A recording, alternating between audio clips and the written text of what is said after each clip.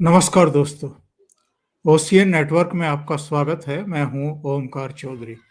महाकुंभ चल रहा है और हम प्रयागराज में बहुत सारी गतिविधियां देख रहे हैं और एक नई पीढ़ी आ जाती है हर 12 साल के बाद, तो उसको नए ज्ञान की प्राप्ति होती है अलग अलग संदर्भ में, अलग अलग स्रोतों से।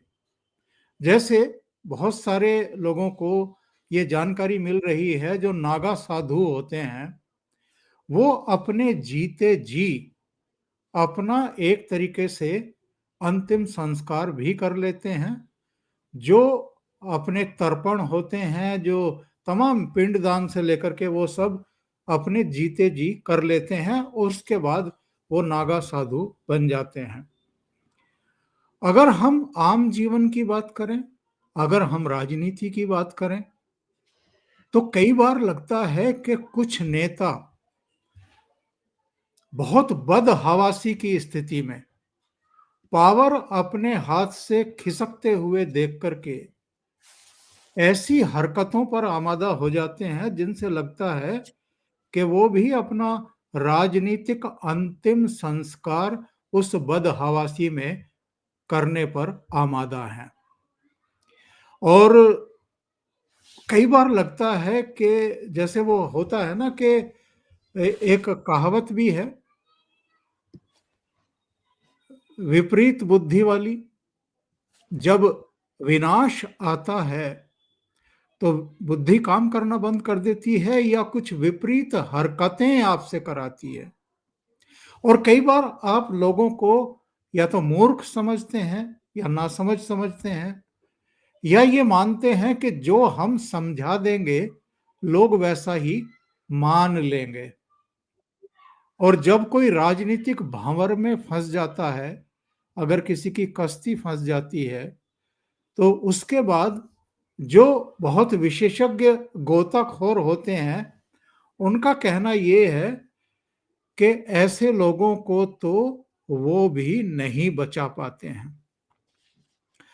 आज दिल्ली में जो सिचुएशन पैदा हो गई है, जिस तरह इस चुनाव में भारतीय जनता पार्टी ने अरविंद केजरीवाल एंड कंपनी को घेरा है, और कांग्रेस भी बेमन से ही सही, मजबूरी में ही सही, दिखावे में ही सही, लेकिन लड़ने के लिए मजबूर हो गई है। ऐसे में अरविंद केजरीवाल को अपनी नैया भंवर में फंसी हुई और डूबती हुई दिखाई दे रही है। ऐसे में वो ऐसी बहुत सारी बातें कर रहे हैं जो हास्यास्पद भी हैं, जिन पर तरस भी आ रहा है, गुस्सा भी आ रहा है, और एक मांग उठने लगी है कि ऐसे आदमी को तो वहीं होना चाहिए जहां 5.5 महीने ये अभी रह करके आए हैं, कुछ ही महीने पहले। सीधे जुड़ लेते हैं आपके चिर परिचित और बड़े सुलझे हुए विवेचनाकार अनुपम के सिंह के साथ में, और फिर इस चर्चा को आगे बढ़ाते हैं। अनुपम जी, बहुत स्वागत है। नमस्कार। धन्यवाद सर, और ओशियन नेटवर्क के सभी दर्शकों का भी बहुत बहुत धन्यवाद। अनुपम जी, अरविंद केजरीवाल ने कल जो कुछ कहा कि जी साहब यमुना नदी में जहर घोल दिया गया है और दिल्ली को मारने की साजिश रच रही है हरियाणा सरकार, उस पर हरियाणा के मुख्यमंत्री का रिएक्शन सुन लेते हैं और उसके बाद फिर आपका कमेंट लेंगे। जी कि जल बोर्ड के इंजीनियरों ने पानी को दिल्ली आने से रोक दिया क्योंकि उन्हें पता लगा कि इसमें जहर है। मैं अरविंद केजरीवाल से पूछना चाहता हूं कि यह किस दिन की बात है? इंजीनियरों ने किस तरह निष्कर्ष निकाला कि इसमें जहर है? केजरीवाल बताए कि कौन सा जहर डाला गया, कितने टन जहर डाला गया, फिर बॉर्डर पर पानी को कैसे रोका, कोई दीवार बनाई, कहां बनाई, कितना समय लगा, कितना खर्च हुआ, और फिर हरियाणा ने तो कभी भी पानी नहीं रोका। तो जो पानी रोका इन्होंने वो कहां गया? इस जहरीले पानी से कितनी मछलियां मरी? दिल्ली के पूर्व मुख्यमंत्री अरविंद केजरीवाल ने आज एक बार फिर साबित किया कि घटिया और झूठ की राजनीति करने के मामले में उनका कोई सानी नहीं है। उन्होंने हरियाणा पर जो बेबुनियाद, शर्मनाक, मनगढ़ंत और झूठे आरोप लगाए हैं, उससे केजरीवाल ने आज उस माटी का अपमान किया जहां वो पैदा हुए हैं। हरियाणा के लोग यमुना को एक पवित्र नदी मानते हैं और इसकी पूजा करते हैं। हरियाणा के लोग भला नदी के पानी में जहर क्यों मिलाएंगे? अरविंद केजरीवाल ने वर्ष 2020 में झूठा वायदा दिल्ली की जनता से किया था कि अगर यमुना को दूषित होने से नहीं बचाया तो मैं कभी वोट मांगने नहीं आऊंगा। वे इस वायदे को पूरा नहीं कर सके और अब झूठ बोलकर दिल्ली की जनता को बरगलाने का काम कर रहे हैं। अनुपम जी, कोई भी पार्टी हो, वो लोगों से वोट लेना चाहेगी या उनके प्राण लेना चाहेगी? जी। अरविंद केजरीवाल का जो ताज़ा बयान है, एक तरह से कह लें कि उन्होंने जो पानी वाली बात कही है, तो उनका कहना है कि पानी में ज़हर मिला दिया गया है। बाद में बताया गया कि पानी में जो है हरियाणा ने अमोनिया मिला दिया है और वो जो है यहाँ पर वो भेज रहे हैं। तो अरविंद केजरीवाल ये तो बता रहे हैं कि हरियाणा से ज़हरीला पानी जो है वो दिल्ली में आ रहा है, जो वो आरोप लगा रहे हैं जिसमें कोई सच्चाई नहीं है। लेकिन वो ये नहीं बता रहे हैं इस दौरान लोगों को जो कि दिल्ली की जो ज़हरीली हवा है, पानी में ज़हर है, ये तो विवाद का विषय हो सकता है, इस पे चर्चा हो सकती है। लेकिन हवा में जो ज़हर है, वो तो आपको चारों तरफ दिखाई दे रहा है, वो महसूस भी हो रहा है। वो लोगों की तबीयत खराब हो रही है। नवंबर, दिसंबर, जनवरी में खासकर जो हालत होती है, तो पहले ये जब पंजाब में इनकी सरकार नहीं थी, तब ये पंजाब पर सारा आरोप मढ़ देते थे और कह देते थे कि पंजाब से जो है ज़हरीली हवा वो दिल्ली में आ रही है। जब पंजाब में इनकी सरकार बन गई, तब ये भगवंत मान की मौजूदगी में स्टेज पर चढ़ के कहते हैं कि किसान थोड़े ना ज़िम्मेदार हैं ये पराली जलाने के लिए, इसके लिए तो हम लोग ज़िम्मेदार हैं, हमने उन्हें कोई समाधान नहीं दिया है। तो अब तो आपके पास सरकार है, फिर भी आप समाधान नहीं दे पाए। तो अब ज़हरीली हवा से ध्यान भटकाने के लिए इन्होंने ये ज़हरीले पानी वाला जो पूरा षड्यंत्र है, ये समझ लीजिए कि अरविंद केजरीवाल ने रचा है। और अभी आपने जो बयान चलाया नायब सिंह सैनी का, तो नायब सिंह सैनी बहुत सीधे-साधे नेता है, जहाँ तक मतलब उनके बारे में मैंने सुना है। राजनीति में भी संघ बैकग्राउंड से आए हुए हैं, उस तरीके की चालबाजियाँ जो हैं वो उनको नहीं पता। अभी कुछ दिन पहले भी हम लोग देख रहे थे, वो अपना जन्मदिन मना रहे थे सफाई कर्मियों के साथ, उनके परिवारों के साथ अपना जन्मदिन मना रहे थे, जो कि एक तरह से कह लें कि जो प्रधानमंत्री नरेंद्र मोदी हैं, उनकी ही विचारधारा है ये चीज़ें उनकी ही शुरू की हुई हैं। तो नायब सिंह सैनी को शायद पता नहीं है कि अरविंद केजरीवाल वोटों के लिए किसी भी हद तक गिरने वाले व्यक्ति हैं, कि ये ज़हरीले पानी वाली बात जो इन्होंने कही है, ये शुरू कहाँ से हुई ये सारी चीज़ें? ये शुरू हुई मुख्यमंत्री योगी आदित्यनाथ की दिल्ली चुनाव में एंट्री से, जहाँ उन्होंने कहा कि हम तो अपनी पूरी कैबिनेट के साथ प्रयागराज में बैठक करके भी आ गए, वहाँ पर हम डुबकी लगा के भी आ गए यमुना में, संगम में। और ये तो हमने भी देखा कैसे वो खेल भी रहे थे उस पानी से, सारे के सारे स्वस्थ हैं। और जो पानी यहाँ तक कि अखिलेश यादव जिस पानी से वो जो अर्घ्य दे रहे हैं, वो पानी एकदम पारदर्शी दिख रहा है पूरा, बहुत साफ और स्वच्छ दिख रहा है। तो उन्होंने यहाँ आकर अरविंद केजरीवाल को जो चुनौती दे दी कि अब आप भी ज़रा यमुना में तो उतर के दिखाइए। ये अलग बात है कि अरविंद केजरीवाल नहीं उतरे, प्रवेश वर्मा ने उनके पुतले को उतार दिया यमुना में। लेकिन ख़ैर उसके बावजूद इन चीज़ों से ध्यान भटकाने के लिए इन्होंने ये हरियाणा पर सारा का सारा ठीकरा फोड़ने का जो है वो किया है। अब ये क्या कहते हैं? अब ये कहते हैं प्रदूषण यूपी से आ रहा है।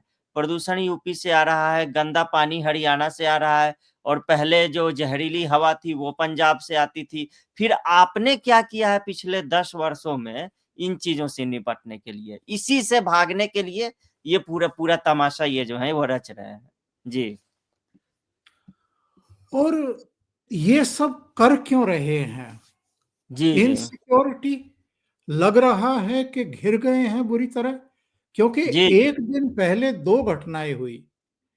एक घटना तो ये हुई कि अमित शाह प्रयागराज में डुबकी लगा रहे थे और साधु संतों के साथ लगा रहे थे, भगवा योगी जी। वस्त्र धारण किए हुए थे। दूसरी घटना हुई अमृतसर में, वहाँ पर अंबेडकर की मूर्ति को खंडित करने के लिए बाकायदा एक बहुत लंबी और ऊंची सीढ़ी लगा करके एक व्यक्ति चढ़ गया, हथौड़ा लेकर के उसको तोड़ने लगा उनकी गर्दन को, और ये बताते हैं कि उसके ठीक सामने कोतवाली है। जी, जी। कोतवाली से कोई एक्शन होता उससे पहले लोगों ने उसको पकड़ा, पीटा और पुलिस को सौंपा।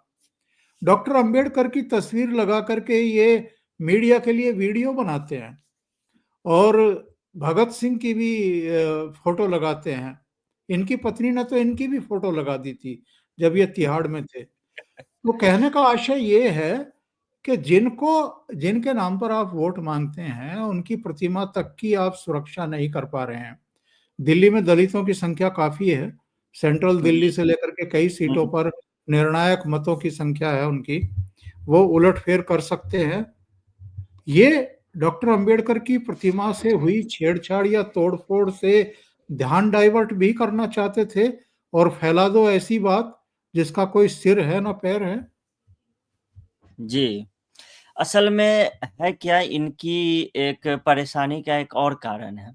इसका कारण ये है कि जब अमित शाह का एक बयान याद होगा संसद में चला था और कांग्रेस ने उसका काफ़ी विरोध किया था देश भर में, लेकिन दिल्ली में ये मामला अरविंद केजरीवाल ने हाईजैक कर लिया था। उन्हें एक मुद्दा मिल गया था कि हम भाई अंबेडकर के मुद्दे पर घेर सकते हैं अमित शाह को, और इन्होंने काफ़ी वो एआई का आजकल कॉम्पिटिशन चल रहा है, एआई से काफ़ी फेक वीडियो जो है वो जनरेट किए जा रहे हैं। आज मैं देख रहा था कि प्रधानमंत्री नरेंद्र मोदी का आवास दिखाते हुए एक एआई से वीडियो इन्होंने जनरेट कर दिया और उसे राजमहल बता दिया है। 200 करोड़ का किचन, 100 करोड़ का, जो मन में आए वो प्राइस टैग इन्होंने चिपका के समझ लीजिए कि लिख दिया है। अब यहाँ क्या है कि ये खुद अंबेडकर वाले मुद्दे पे फँस गए। वहाँ पर जो वीडियो है वो सामने आया, हालाँकि वो जो आकाशदीप जिसने वो मूर्ति को तोड़ा है वो दलित सिख ही है एक तरीके से। लेकिन ये भी बताता है कि मतलब आपने दलितों को किस स्तर तक पहुँचा दिया है वहाँ पर पंजाब में। और दूसरा, ये भाजपा से भी इसीलिए घबराए हुए हैं क्योंकि प्रधानमंत्री नरेंद्र मोदी ने दिल्ली में जो आगाज़ किया एक तरीके से चुनाव प्रचार का, वो कहाँ से किया वो देखिए। वो करते हैं, वो झुग्गी वालों को, यानी झुग्गी बस्ती वाले जो हैं दिल्ली में, उनको मकान देकर करते हैं। और ये तो जानी हुई बात है कि झुग्गी बस्ती में रहने वाले अधिकतर, उसमें अगर सारे नहीं तो हम कह लें कि अधिकतर जो हैं वो दलित समाज से आते हैं। तो बीजेपी ने एक नारा दिया है, जहाँ झुग्गी वहीं मकान, और उसके तहत ही जो है पीएम मोदी ने 1700 गरीब परिवारों को जो है वो चाबियाँ सौंपी थी। अब 1700 परिवार मतलब कम से कम आप समझ लीजिए, अगर 4 लोग भी होंगे एक परिवार में, 5 लोग भी होंगे, तो 8000 9000 का जो आंकड़ा है ये आपको हो जाता है। और 750 झुग्गी है दिल्ली में समझ लीजिए, और 30 लाख लोग उसमें रहते हैं। यानी कह लें कि अरविंद केजरीवाल की मुफ्त सेवाओं की गिरफ्त में जो लोग हैं, वो यही 30 लोग हैं जिन्हें उन्होंने एक तरीके से गिरफ्तार करके अपने अंकुश में, अपने पास में फांस के जो है और रखा हुआ है। और दिल्ली की लगभग, ये दिल्ली की जनसंख्या का 10% मेरे हिसाब से वो बनाते हैं। तो अब इसमें है क्या कि अब देखिए, आतिशी और अरविंद केजरीवाल ने एक पत्र दिया है चुनाव आयोग को और कहा है कि भाजपा जो है जहां झुग्गी वहीं मकान का रजिस्ट्रेशन करवा रही है, और इसीलिए ये उल्लंघन है, आदर्श आचार, ये जो चुनाव आयोग के नियम कानून है उनका उल्लंघन है, और इसीलिए इन पर जो है कार्रवाई होनी चाहिए। यानी पहली बार अरविंद केजरीवाल को जो दलित वोट है, जो दिल्ली में 12 रिजर्व सीटें हैं, वो पिछले दोनों चुनाव से वो आम आदमी पार्टी जो है वो सारी सीटें जीतती रही हैं, और शीला दीक्षित के समय वो सारी सीटें जो हैं वो कांग्रेस जीतती थी। तो उन 12 रिजर्व्ड सीटें जो है, अब अरविंद केजरीवाल जो हैं उन्हें ये डर लग रहा है, कहा जाता है कि उन्हीं रिजर्व सीटों से होकर जो है रास्ता जाता है मुख्यमंत्री बनने का। वहाँ इनकी हालत खस्ता होगी, क्योंकि इनके एक तो मनीष सिसोदिया तो वैसे ही भी पटपटगंज से और जंगपुरा जो है वो भाग चुके हैं। खुद ये अपने सीट पे फँसे हुए हैं, प्रवेश साहिब सिंह वर्मा है वहाँ पे, और संदीप दीक्षित पूरी तैयारी के साथ वहाँ पे लड़ रहे हैं। मुझे लगता है अंत समय में अगर कांग्रेस के साथ इनकी जो डील चल रही है वो हो जाती है, फिर भी संदीप दीक्षित शायद ही आला कमान का निर्देश माने और मजबूती से न लड़े। वो वहाँ पे मजबूती से लड़ेंगे। अरविंद केजरीवाल की दिक्कत ये है कि ये आदमी सेट नहीं हो रहा है। दूसरा, जो मुख्यमंत्री हैं आतिशी, वो खुद भी कालकाजी सीट पर फंसी हुई है। और इधर झुग्गी झोंपड़ियों में जो भाजपा ने अभियान शुरू किया है, पीएम मोदी का मैंने बताया, उसके बाद जो प्रदेश अध्यक्ष हैं वीरेंद्र सचदेवा, उन्होंने झुग्गियों में प्रवास किया है और काफी भाजपा के नेताओं ने भी दलितों के बीच झुग्गी झोपड़ियों में प्रवास किया है। तो इससे अरविंद केजरीवाल डरे हुए हैं और पहली बार जमीन जो है मतलब खिसकती हुई उनके नीचे से नजर आ रही है। और अरविंद केजरीवाल का मुख्य डर दिल्ली हारना नहीं है, सबसे ज्यादा भय वो खा रहे हैं नई दिल्ली विधानसभा सीट पर हार की, क्योंकि उन्हें पता है कि अगर वो वहां से हार जाते हैं तो पार्टी भी टूट जाएगी और सरकार तो जाएगी, सो तो अलग बात है। और यही कारण है, मैं एक नई चीज आपको बता रहा हूं कि पिछले 20 दिनों में दिल्ली विधानसभा चुनाव, जब से ये चुनाव का बिगुल फूंका गया है उसके बाद से लगभग 75 से लेकर 80 करोड़ रुपयों के ड्रग्स और शराब यहाँ पे पकड़े गए हैं। मतलब बहुत ही बड़े स्तर पे शराब बांटा जा रहा है यहाँ पर। 150 किलो लगभग ड्रग्स पकड़े गए हैं और 70,000 लीटर शराब जो है दिल्ली पुलिस ने जब्त किया है। यानी हो सकता है आने वाले दिनों में ये आंकड़ा 1 लाख लीटर का हो जाएगा। जिस विधानसभा चुनाव में 1 महीने के भीतर 1 लाख लीटर शराब पकड़ी जाती है, तो वहां बांटी कितनी गई होगी और कितनी नहीं पकड़ी गई होगी, ये सोचने वाली बात है एक तरीके से। तो पहली बार अरविंद केजरीवाल को ये लग रहा है कि अब दिल्ली में उनका पत्ता जो है वो गुल होने वाला है। वो एक लड़ाई में घिर गए हैं। तभी जिस कांग्रेस को वो भाव तक नहीं देते थे, जिस कांग्रेस पार्टी से गठबंधन की बातचीत तक उन्होंने नहीं की, इंडी गठबंधन के खात्मे का ऐलान कर दिया। आज वही अरविंद केजरीवाल पर्दे के पीछे से कांग्रेस से अगर कोई डील कर रहे हैं, राहुल गांधी की तबीयत अचानक खराब हो जा रही है, वो बिहार में जाकर हरा चना और चिवड़ा खा रहे हैं, और यहाँ पे पता चल रहा है कि यहाँ पे उनकी रैलियां रद्द हो रही हैं। तो अगर ये स्थिति आ गई है तो कुछ न कुछ तो इसमें लग रहा है कि कुछ न कुछ अरविंद केजरीवाल को की है। हालांकि भाजपा के अंदरूनी सर्वे की भी बात मैं बता दूं, भाजपा का अंदरूनी सर्वे जो है वो ये कह रहा है कि अभी भी आम आदमी पार्टी जो है वो थोड़ी बहुत बढ़त में दिल्ली में है। लेकिन बीजेपी को उम्मीद है कि अगले 1 सप्ताह में जो सिनेरियो है पूरा का पूरा, वो तेजी से बदलने वाला है, क्योंकि जो आम आदमी पार्टी का अपना जो वोटर बेस है, समझ लीजिए 20% वोट कांग्रेस के हैं जो छिटक के आम आदमी पार्टी में गए हैं, और इसका जो वोट प्रतिशत है वो 50 के पार हो जाता है। और लोकसभा चुनाव में भाजपा जो है वो उन वोटों को अपने पास ले लेती है। तो कहने का अर्थ ये है कि लोकसभा चुनाव वाला जो वोट प्रतिशत है भाजपा का, वो इंटैक्ट रहे। बस भाजपा इतना ही चाहती है। और दिल्ली के लोग अभी पीड़ित हैं, और पीड़ित लोगों को थोड़ा सा मतलब सहारा, सहानुभूति, इसी की जरूरत होती है, और भाजपा को बस वही करना है, उससे ज्यादा कुछ नहीं। जी, वो म्यूट हैं आप सर। भारतीय जनता पार्टी ने इस बार इनको घेरने की सारी रणनीति तैयार की है।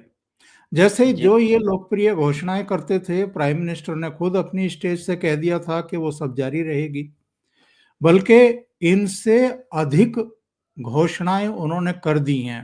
हम्म, इनकी बौखलाहट की एक वजह तो ये है। दूसरी बात ये है कि इस बार बहुत नियोजित तरीके से भारतीय जनता पार्टी का चुनाव प्रचार चल रहा है, अभियान चल रहा है। अभी तक भी प्रधानमंत्री की एंट्री नहीं हुई है, अभी दूसरे लोग ही चुनाव प्रचार कर रहे हैं। मुझे लगता है कि लास्ट वीक में जो अब आ भी गया है, इसमें प्रधानमंत्री की 3 रैलियां होंगी जो प्रस्तावित हैं। इसके अलावा इनकी पुरानी सहयोगी स्वाति मालीवाल, वो हम्म, लगी हुई हैं दिल्ली में, अलग अलग जगहों से लाइव दिखा रही हैं लोगों को कि ये है लंदन और पेरिस। और ग्राउंड पे आज एक्टिव। उनके पूर्व पति नवीन जय हिंद का बयान आया है, और उन्होंने बहुत तीखा बयान दिया है। उन्होंने कहा है कि ये हरियाणा का बेटा नहीं है, गद्दार है, और इसने हरियाणा के लोगों का अपमान किया है, ये फैला करके कि साहब हरियाणा ने यमुना में जहर मिला दिया है दिल्ली के लोगों को मारने के लिए।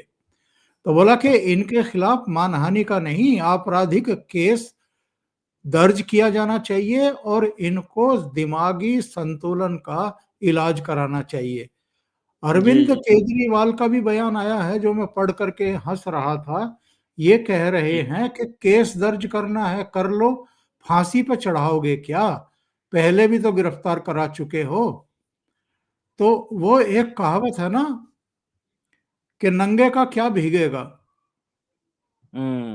वो लंगोटी में है पहले से ही, तो वो तो बेशर्मी पर आमादा है। उसने कहा कि कर लो गिरफ्तार।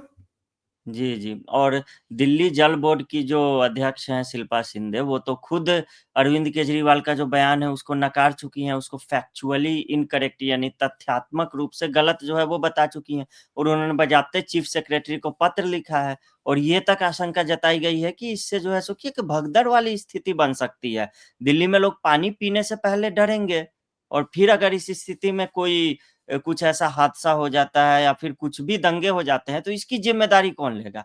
तो अरविंद केजरीवाल तो चाह ही रहे हैं कि दिल्ली में इस तरह की अराजकता वाली स्थिति बने क्योंकि जब-जब अराजकता वाली स्थिति बनी है, इनको फ़ायदा पहुँचा है और इन्होंने जो जो लोग अराजकता वाली स्थिति बनाते हैं, उनको राशन पानी और दाना पानी मुहैया कराया है। वो शाहीन बाग का भी उदाहरण हम देख लें, वो हम ये किसान आंदोलन का भी देख लें। ये दिल्ली में अराजकता ही चाहते हैं एक तरीके से समझ लीजिए तो।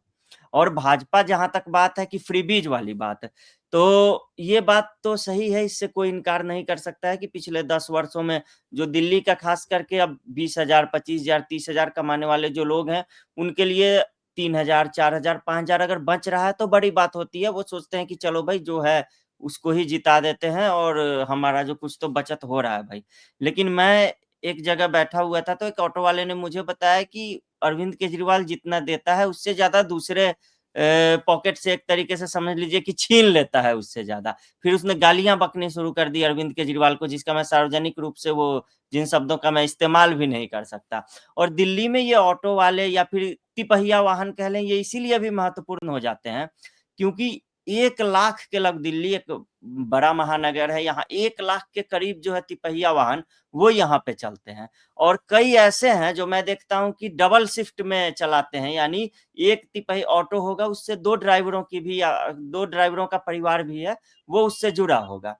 तो यहाँ पे भाजपा ने पहले ही कह दिया है कि जो भी योजनाएँ हैं, वो हम लागू रखेंगे, उसके अलावा हम क्या दे सकते हैं? जैसे ऑटो वालों के लिए उन्होंने कहा हम सुधार बोर्ड बनाएँगे या फिर 10 लाख रुपए का आपका जीवन बीमा देंगे, दुर्घटना की स्थिति में 5 लाख का बीमा हम कराएँगे या फिर आपके बच्चों को छात्रवृत्ति देंगे या फिर रियायती वाहन बीमा का भी उनके लिए ऐलान किया गया है। तो ये सारी चीज़ें हैं जो दिल्ली में भाजपा ने ऑटो वालों के लिए कहा है। तो मान लीजिए अगर 1.5 लाख ऑटो वाले भी हैं, उनके परिवार में 5 लोग भी हैं, तो ये 5-10 लाख लोगों तक भाजपा इसके थ्रू सीधे पहुँच रही है। एक तो झुग्गी वाला अलग हो गया, ये ऑटो वाला अलग हो गया। तो इस तरीके से भाजपा का माइक्रो मैनेजमेंट जो है इस चुनाव में वो चल रहा है। इसी कारण अरविंद केजरीवाल जो अब नए-नए मुद्दे लेके आ रहे हैं, अब उनके ही अपने ही जल बोर्ड के जो लोग हैं, वही उनको झूठा ठहरा रहे हैं। अब इसके बाद तो यही बचता है, इन्हें पता है कि इनकी पार्टी में भी कभी इन्हें इनकी बातों का इसी तरीके से खंडन किया जाएगा और खंडन करने वाले कौन लोग होंगे ये तो अभी चुनाव के बाद खुद ही पता चल जाएगा। तो उस स्थिति से बचने के लिए ये उलूल-जुलूल कुछ-कुछ बयान जो है अपना वो दे रहे हैं।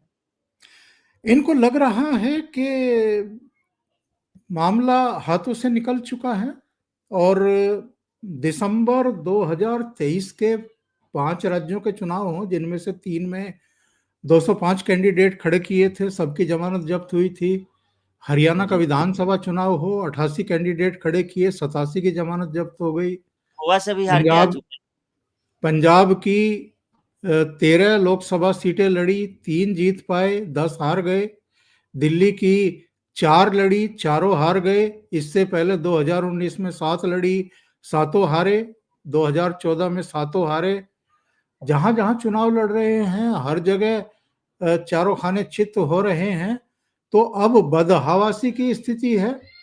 इन्होंने हरियाणा में भी ये नारा उछाला था कि चूंकि आपके लाडले बेटे को मोदी जी ने जेल में डाला है, इसलिए इसके विरोध में आप वोट करिए और इनको यहां से दफा करिए।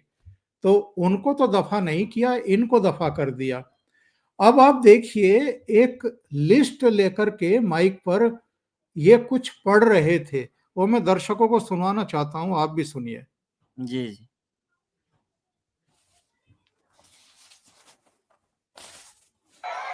कहते केजरीवाल भड़वा है, केजरीवाल आतंकवादी है। 100 कमीने मरे थे, एक केजरीवाल पैदा हुआ था।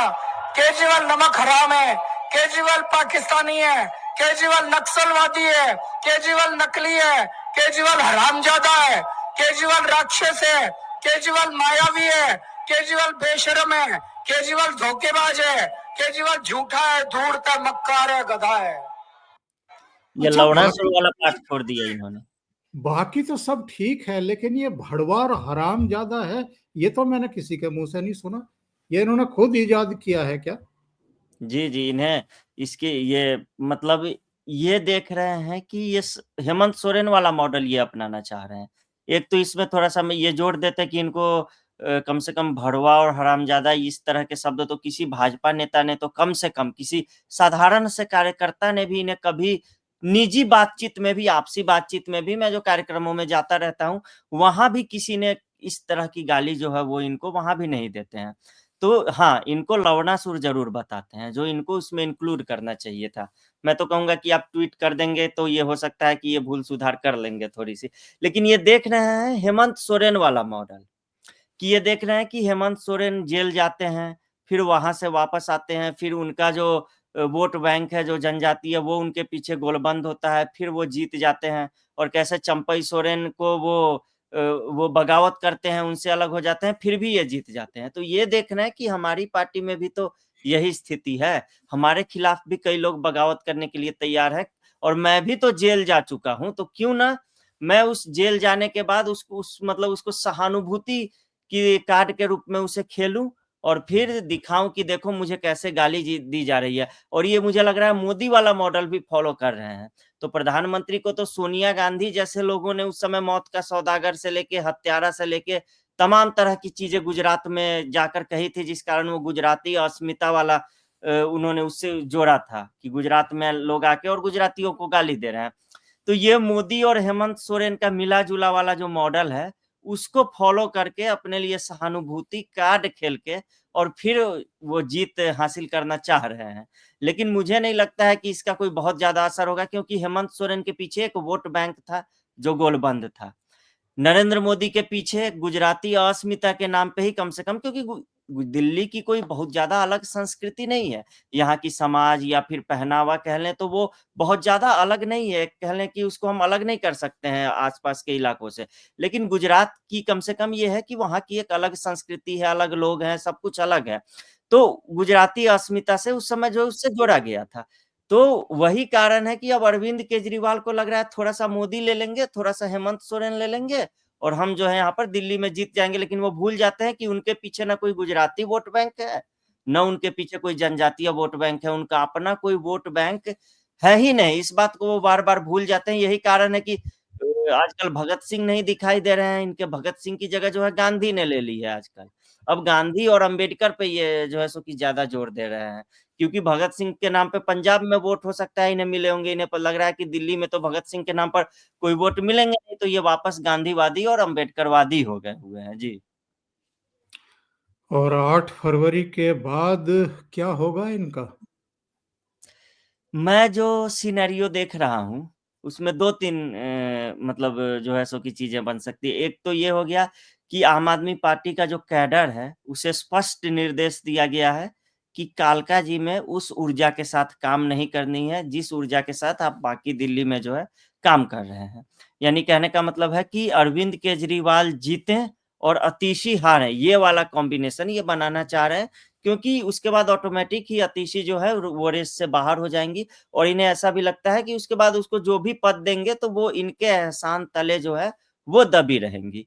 क्योंकि ये कई बार कह चुके हैं कि अतीशी को मुख्यमंत्री बनाया जाना एक अस्थायी व्यवस्था है और मैं ही सीएम के रूप में लौटूँगा। दूसरा, मनीष सिसोदिया को भी माना जा रहा है कि वो अतीशी के गुट से ही हैं, जो यहाँ चर्चा चल रही है। तो कहने का मतलब है कि मनीष सिसोदिया भी हारे, ये भी अरविंद केजरीवाल के गुट के लोग चाह रहे हैं। दूसरी स्थिति ये बनती है कि अरविंद केजरीवाल नई दिल्ली विधानसभा सीट हार जाते हैं और सिसोदिया और अतीशी जो हैं वो जीत जाती हैं। उस स्थिति में क्या होगा? उस स्थिति में अरविंद केजरीवाल पर एक नैतिक दबाव होगा कि वो मुख्यमंत्री के पद पे तो वो हैं ही नहीं, तो वो मुख्यमंत्री के पद की शपथ न लें और अतीशी या सिसोदिया में अतीशी ही जारी रहे या तो मुख्यमंत्री के रूप में, नहीं तो सिसोदिया तो कभी भी शपथ लेने के लिए समझिए कि तैयार है। क्योंकि जेल जिस तरीके से इन्होंने सत्येंद्र जैन उतने दिन जेल में रहे, इन्होंने इस्तीफा लेने में काफ़ी देर कर दी। खुद ये मुख्यमंत्री के रूप में जेल में रहे, वहीं से सरकार चलाते रहे और बाद में मजबूरी में आके इस्तीफा दिया। लेकिन मनीष सिसोदिया जब जेल जाते हैं तो उनका इस्तीफा ले लिया जाता है उप मुख्यमंत्री पद से।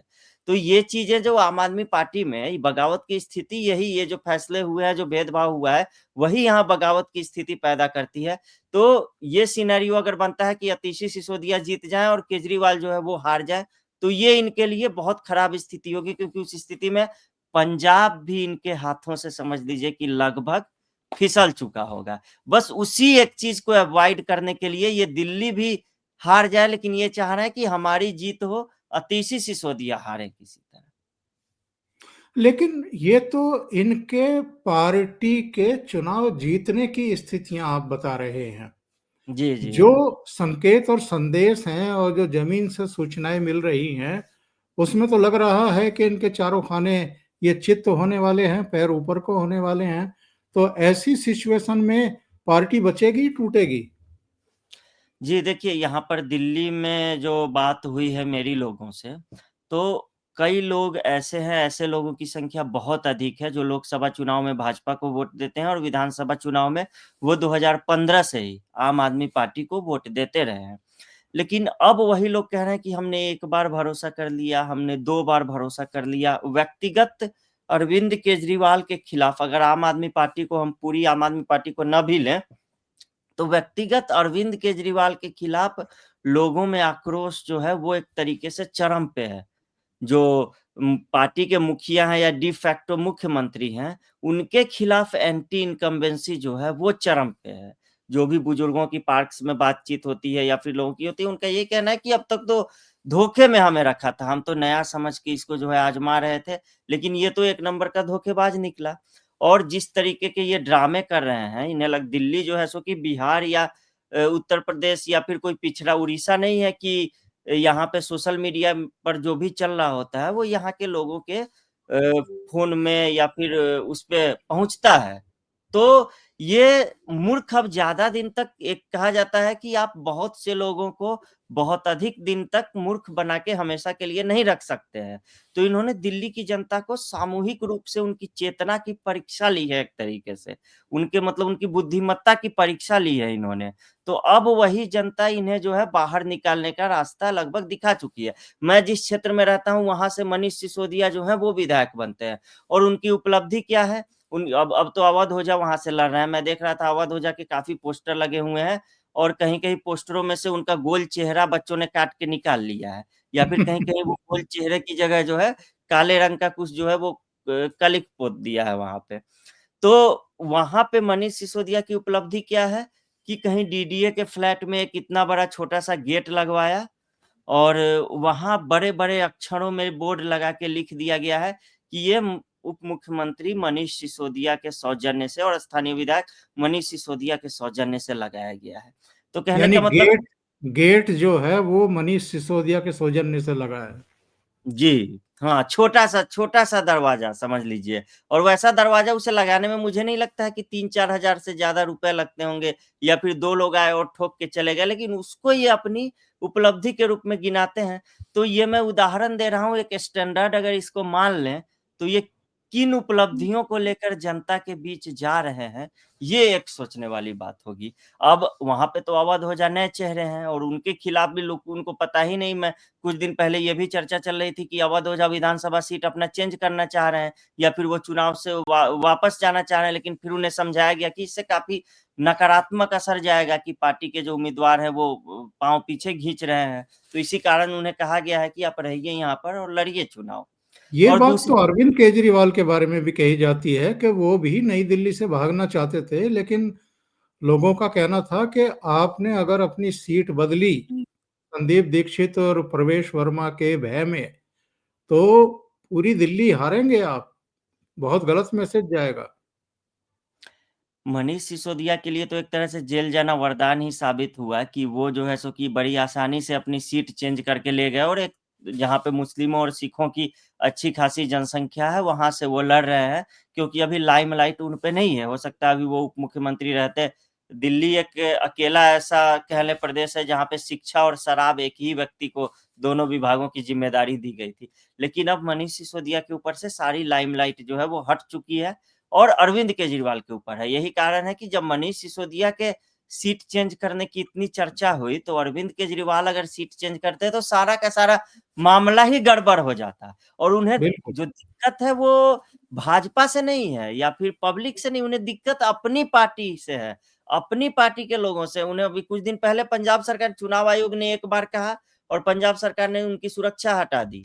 पंजाब का प्राइवेट जेट जो है सरकार का, वो इनके लिए इस्तेमाल में आ रहा था। तो भगवंत मान भी तो कहीं न कहीं तो रास्ता देख रहे हैं ना अपने लिए, क्योंकि इससे पहले भी कई बार ऐसी खबरें आ चुकी है, जब अरविंद केजरीवाल कमज़ोर होते हैं, तब भगवंत मान जो है वो कुछ न कुछ किसी न किसी तरह की कोशिश में लग जाते हैं, ऐसी खबरें आती हैं। तो 8 फरवरी का जितना ज़्यादा भाजपा को इंतज़ार है, उससे ज़्यादा आम आदमी पार्टी के भीतर जो गुट बने हुए हैं, उनको उससे ज़्यादा इंतज़ार है और वो उसके बाद किस तरह के पार्टी में इक्वेशन बनेंगे। पार्टी टूटेगी ये तय है।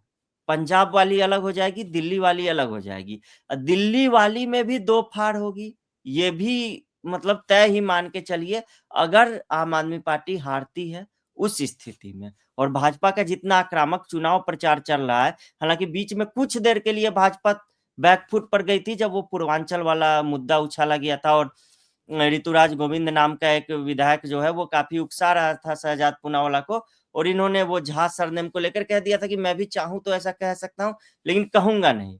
लेकिन बाद में पब्लिक ने ये भी देख लिया कि जिस व्यक्ति के नाम पर ये पूर्वांचलियों को भाजपा के विरोध में गोलबंद करने चले हैं, वो आदमी खुद हिमाचल प्रदेश से आता है और वो अपने सरनेम में झा शब्द का इस्तेमाल नहीं करता है, एफिडेविट में झा लिखने में उसे शर्म आती है, उसे खुद, तो फिर उसके नाम पे पूर्वांचली क्यों भई वो होगा, आंदोलित होगा। तो यही कारण है कि अब भाजपा उसने जैसे ही लोगों को ये समझाया, उसके बाद फिर से भाजपा जो है वो गेम में वापस आ गई। और मेरा ये कहना है कि ये जो तिपहिया वाहन चलाने वाले हैं, झुग्गियों में रहने वाले हैं और जो पूर्वांचल के लोग हैं, ये 3 मिलके आम आदमी पार्टी की जो है समझ लीजिए यहाँ पे कब्र खोद देंगे। और जो मैं अरविंद केजरीवाल के बारे में कह रहा था कि वो नागा साधु बनने पर उतारू हैं, वही बात तो राहुल गांधी और कांग्रेस के ऊपर भी लागू होती है। अभी देखिए मल्लिकार्जुन खड़गे ने क्या बयान दिया है मध्य प्रदेश में। उन्होंने जी। तो एक बड़ा कंट्रोवर्शियल बवाल खड़ा करने वाला बयान दिया है कि जी गंगा में डुबकी लगाने से कौन सा गरीबी कम होती है, और हजारों रुपया खर्च करके वहां जा रहे हैं, इससे जी। किसकी गरीबी खत्म होगी। क्या इन लोगों को इतनी समझ नहीं है कि अकेले महाकुंभ से ही उत्तर प्रदेश सरकार के कोष में 2 लाख करोड़ से अधिक रेवेन्यू आने वाला है, और टोटल जो रेवेन्यू जनरेट होगा महाकुंभ से वो करीब 4 लाख करोड़ होगा। तो उससे रोजगार मिलेगा कि नहीं मिलेगा किसी को, वो भी छोड़ दें। तो जिस तरीके का ये आत्मघाती रवैया इस समय दिल्ली के चुनाव में फिर से दोहरा रहे हैं 2020 वाला, उससे ये कांग्रेस को कहां लेकर के जाएंगे। जी। एक अभी मध्य प्रदेश में महू वाला जो वहाँ से उन्होंने जो बयान दिया है, वो वहाँ पे एक उस जगह का भी महत्व है, राजनीतिक रूप से कह लें ज़्यादा महत्व है, क्योंकि वो बाबा साहब डॉक्टर भीमराव अंबेडकर की जो है वो जन्मस्थली है। तो मुझे लगता है कि इस सबसे अच्छा जवाब मल्लिकार्जुन खड़गे को इस बयान से पहले ही उस नैरेटिव पे भाजपा को जो है घेरना चाहिए था, इनको खड़गे को। लेकिन कहीं न कहीं मुझे लगता है भाजपा इसमें थोड़ी-सी चूक गई।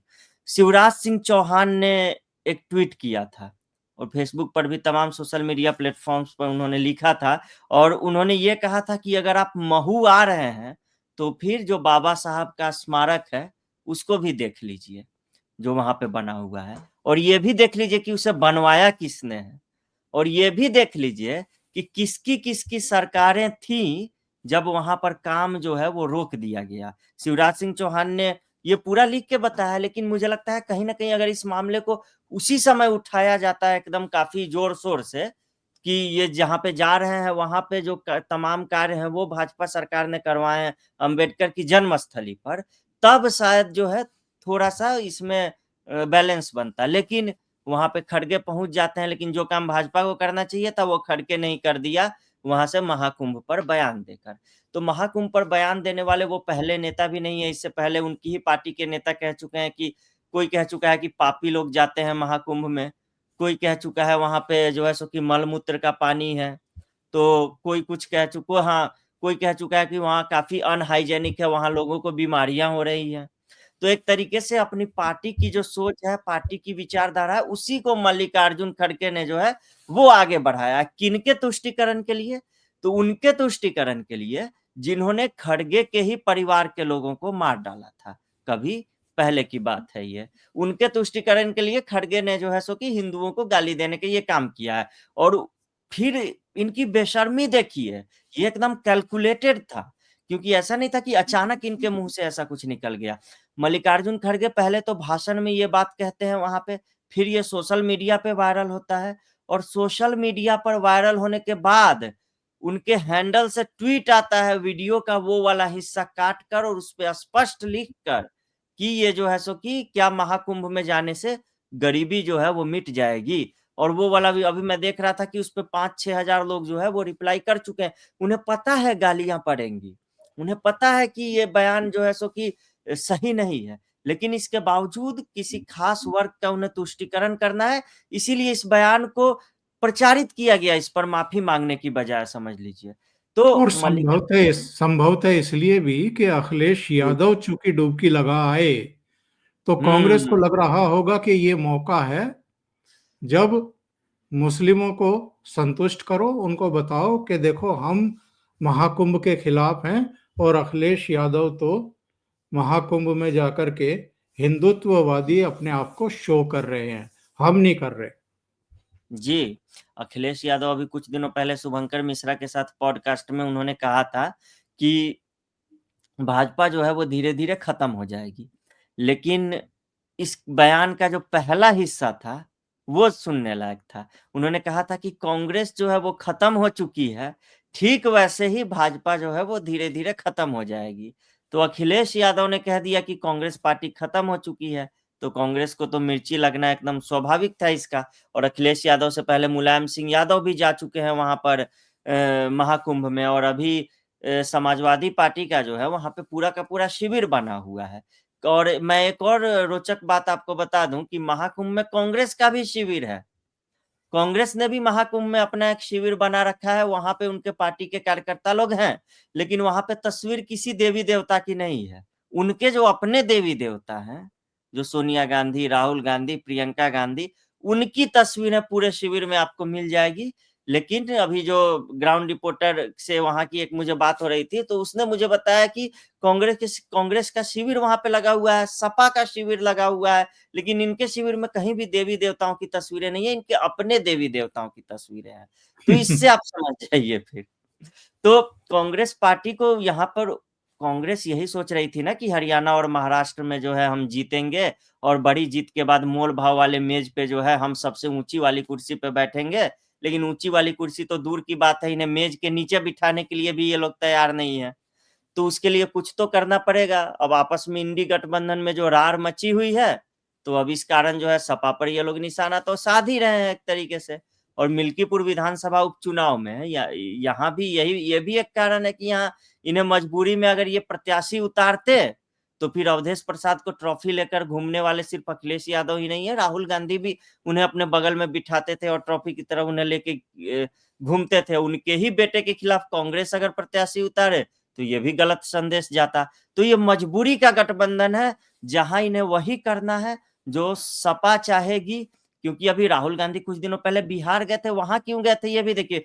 बिहार में पिछले कई दिनों से जो कांग्रेस के स्थानीय नेता हैं, अखिलेश सिंह समेत तमाम जो नेता हैं, वो बार बार मांग कर रहे थे कि हमें 70 सीटों पर विधानसभा चुनाव जो है वो लड़ना है। और बिहार में महागठबंधन में सबको पता है, होगा वही जो लालू यादव चाहेंगे। तो इससे राजद असहज स्थिति में कहीं न कहीं आ रही थी। इसलिए राहुल गांधी को, मुझे ऐसी सूचना है कि बुलाया गया यहाँ पर बिहार पटना में, और कांग्रेस नेताओं के साथ जो बैठक हुई, उसमें उन्होंने स्पष्ट कह दिया कि राजद या लालू यादव के खिलाफ या किसी भी प्रकार का राजद पर दबाव बनाने वाला कोई भी बयान, कोई भी पार्टी का नेता न दे, नहीं तो 70 सीट तो दूर की बात है कि ये 10 सीट भी दे दे वही बहुत है एक तरीके से। तो ये हर राज्य में सपा के पैरों तले दबे हुए हैं, वहाँ पे यूपी में, यहाँ पे राजद के, तो हर राज्य में ये पिछड़ रहे हैं एक तरीके से। और ये देख रहे हैं कि भाजपा जो है अब बिना पीएम मोदी के चेहरे को आक्रामक रूप से आगे किए हुए जीत रही है। हरियाणा में सामूहिक नेतृत्व आगे किया गया, नायब सिंह सैनी से लेके मनोहर लाल खट्टर, राव इंद्रजीत सिंह। महाराष्ट्र में सामूहिक नेतृत्व आगे किया गया। अंत समय में नितिन गडकरी ने भी जो है एक तरह से कह लें कि देवेंद्र फडणवीस ने जितनी रैलियां संबोधित की, उन्होंने भी उतनी ही रैलियों को संबोधित किया। फिर काफी नेता वहां पर भी हैं इनके। तो ये देख रहे हैं कि भाजपा जो है अब तो बिना पीएम मोदी के चेहरे का पहले जिस तरीके से इस्तेमाल करती थी, वैसे किए बिना ही जीत रही है। सामूहिक नेतृत्व को आगे करके जीत रही है, यानी पार्टी ने अपने वो कहते हैं ना सेकेंड रंग और थर्ड लाइन ऑफ लीडरशिप ये तैयार कर लिया है और काफी आसानी से जीत रही है। अब ये देखना है कि हमारे पास तो ऐसा कुछ है ही नहीं, और उल्टा हम अपने ही गठबंधन साथियों के दबाव में जो है सो कि जी रहे हैं। तो इस कारण कांग्रेस पार्टी को कुछ ना कुछ तो करना है प्रासंगिक बने रहने के लिए। अभी कुछ दिनों पहले राहुल गांधी का भी जो दिल्ली में बयान आया था, वो भी उसी कड़ी में मान लीजिए अब मल्लिकार्जुन खड़गे बयान दे रहे हैं। और ये अभी महाकुंभ में अभी तो मौनी अमावस्या के दिन लगभग अंदाजा है कि 10 करोड़ लोग जो है स्नान करेंगे। फिर बसंत पंचमी तक लगातार अगला एक सप्ताह जो है वो बहुत वहां पे भीड़ भाड़ वाला रहने वाला है। और ये लोग कांग्रेस में बैठे जो भी तत्व हैं वो मना रहे होंगे कि कुछ ना कुछ गड़बड़ हो जाए, क्योंकि गीता प्रेस में जो आग लगी थी तो उसमें इनको मसाला नहीं मिल पाया, नैरेटिव नहीं मिल पाया। तो इस चक्कर में है कि कुछ तो ऐसा मिले जिससे कुंभ के खिलाफ, महाकुंभ के खिलाफ हम जो है नैरेटिव बना सके।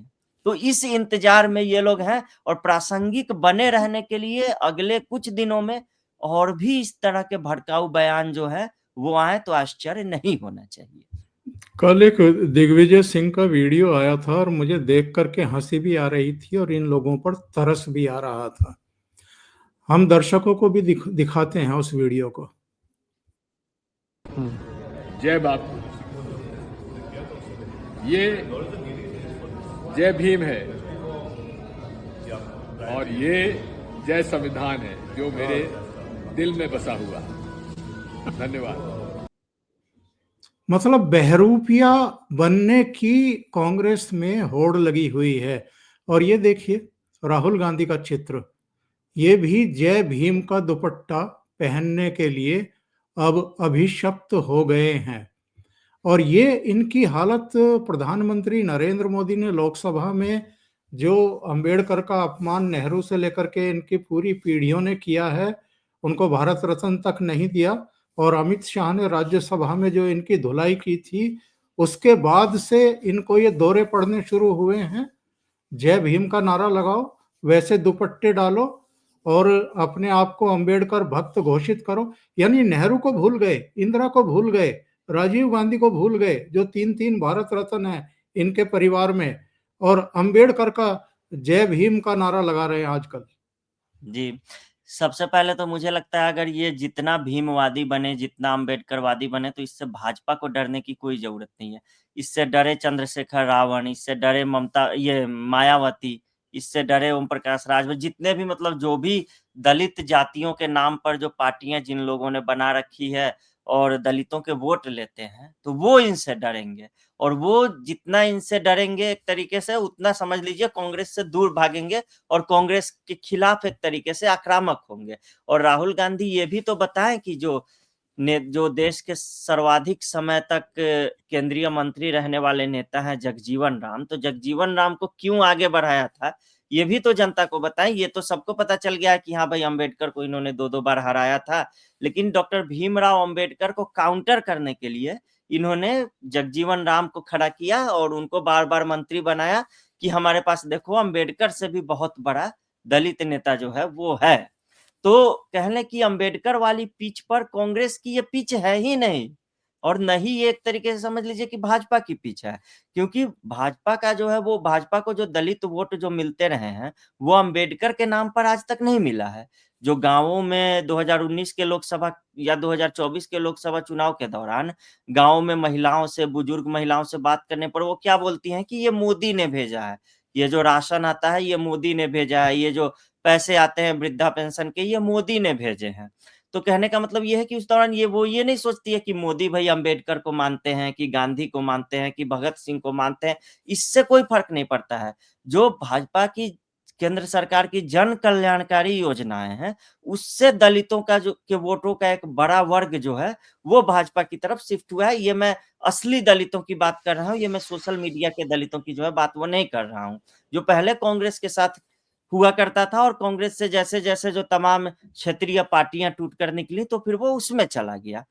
तो कांग्रेस पार्टी जो क्षेत्रीय दल है, उनके गेम में घुस रही है और उनके साथ कम्पीट करने जा रही है। इसमें भाजपा को जो है किसी भी प्रकार से डरने की ज़रूरत है ही नहीं और भाजपा ने भी एक तरीके से काउंटर करने के लिए ही सही, क्योंकि पिछली बार 2024 के लोकसभा चुनाव के दौरान हमने देखा था कि कैसे आरक्षण खत्म कर देंगे, संविधान बदल देंगे, ये सारे अफ़वाह फैलाकर और भाजपा की सीटें घटाने की कोशिश की गई और कहा गया कि जो बहुमत से कम जो आंकड़ा आया है 30-40 जो ज़्यादा सीटें आ जाती, वो इसी झूठ के फैलने के कारण नहीं आया।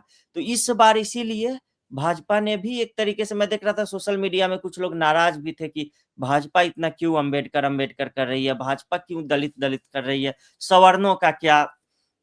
तो भाजपा ने सीख लिया है 2024 के लोकसभा चुनाव से और यही कारण है कि संसद में अमित शाह का बयान जो है वो वायरल होता है। उसके अगले ही दिन खुद अमित शाह प्रेस कॉन्फ्रेंस करने आ जाते हैं और भाजपा जगह-जगह प्रेस कॉन्फ्रेंस करके बताती है। खुद प्रधानमंत्री आ जाते हैं संसद में और बताते हैं कि कैसे इन्होंने जो है सो कि अम्बेडकर को हराया और भीमराव अम्बेडकर का कितनी बार इन्होंने अपमान किया, कैसे अपमानित किया और तुरंत जो है प्रतिक्रिया जो है वो दी जाती है। तो कहने का मतलब है कि अगर आपको उनको काउंटर करना है तो थोड़ा-सा वो मतलब अपने जो लीक से हटना ही पड़ेगा आपको। तो बिल्कुल, इस बार बिल्कुल। मुझे लगता है कि इस बार भाजपा ने बहुत अच्छे से प्रतिक्रिया दी है इनके पूरे प्रपंच का और अम्बेडकर वाली पिच कांग्रेस की है ही नहीं, इस पर ये फेल होंगे। अनुपम जी, बहुत-बहुत धन्यवाद ओशियन नेटवर्क के लिए इतना समय निकालने के लिए और कई मुद्दों पर बहुत महत्वपूर्ण चर्चा करने के लिए। Thank you so much. धन्यवाद सर। नमस्कार।